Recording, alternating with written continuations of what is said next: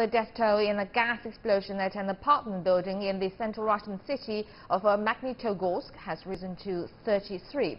Rescuers continue to pull bodies from the rubble, rescuing 6 people so far, including an 11-month-old baby boy. 13 people are still reported missing. The explosion is believed to have been caused by a gas leak.